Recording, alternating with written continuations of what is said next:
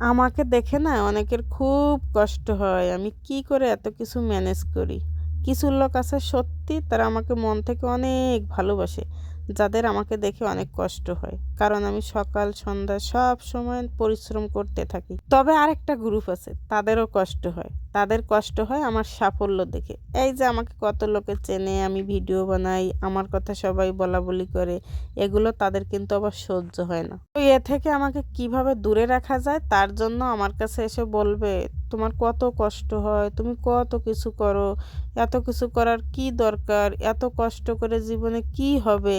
কিন্তু ওরে ভাই, এই সব ষড়যন্ত্র করে কোনো লাভ হবে না। আমি সব বুঝি। তোমাদের কথা শুনে আমি আমার ব্লগিং ছেড়ে দিব, আমার কাজকর্ম সব ছেড়ে দিব, আর পিছনে তোমরা মুচ মুচ করে হাসি দিবে। এটা আমি বেশ ভালোই বুঝি। অতটা বোকাও কিন্তু আমি না, যতটা বোকা তোমরা আমাকে মনে করো। তোমরা তো জানো না আমি সামনে আরো কত কি করব, যা শুনলে তোমাদের মাথা গরম হয়ে প্রেসার বেড়ে গিয়ে কি হবে তা আমি নিজেও জানি না, তোমরাও জানো না। থাক ভাই, আমি এখন আর তোমাদেরকে বলবো না, কারণ তোমাদের মাথাটা এমনিই গরম আছে। আরো যদি সেসব কথা শোনো তাহলে তো গরম হয়ে কি হবে তা নিজেও তোমরা জানো না, আর আমি জানবো কি করে। হ্যাঁ হ্যাঁ, আমি তো ওদের কথা বলতে বলতে আমি আপনাদের কথাই ভুলে গেছি। আপনারা কেমন আছেন? আর আপনারা কোথা থেকে ভিডিও দেখছেন অবশ্যই কমেন্ট করে জানাবেন। আর আপনারা তো জানেন আমি বাগেরহাটের মেয়ে লিপি, আপনাদের সাথে পুরো ভিডিওটা জুড়ে থাকছি। আমার দুই প্রকার শুভাকাঙ্ক্ষী আছে, যা আমি ভিডিওর শুরুতে বলেছি। অনেক দিন থেকে ভাবছি বলবো। মানুষের মনটা এর মতো হতে পারে না। দেখেন দেখ কি সুন্দর কিউট একটা সোনা মা। ওর মতো যদি হতো তাহলে পৃথিবীটা আরো অনেক সুন্দর হতো। পৃথিবীটা সুন্দর হবে কি করে ভাই? একজন যদি উপরে ওঠে পিছনে থাকে 10 জন তাকে টেনে নামানোর জন্য।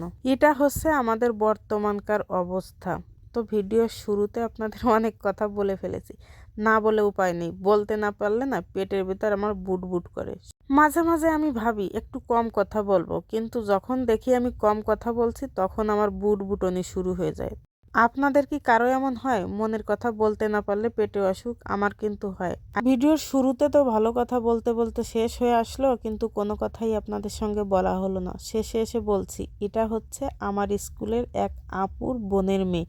বুড়িটা যে কত কিউট, কাছ থেকে না দেখলে আপনারা বুঝতে পারবেন না। আর ওকে আমি বাড়িতে এনে দেখানোর পর আমার কয়েকটা বোন আমাকে পাগল করে ফেলছে। ওকে আমরা নিয়ে আসি, সামনাসামনি দেখলে না জানি ওরা কি করতো।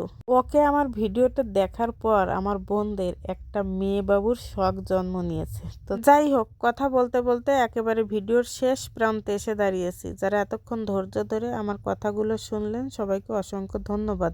আর একটা কথা, নিজের কাজে মন দিন, অন্যের কথা বাদ দিন।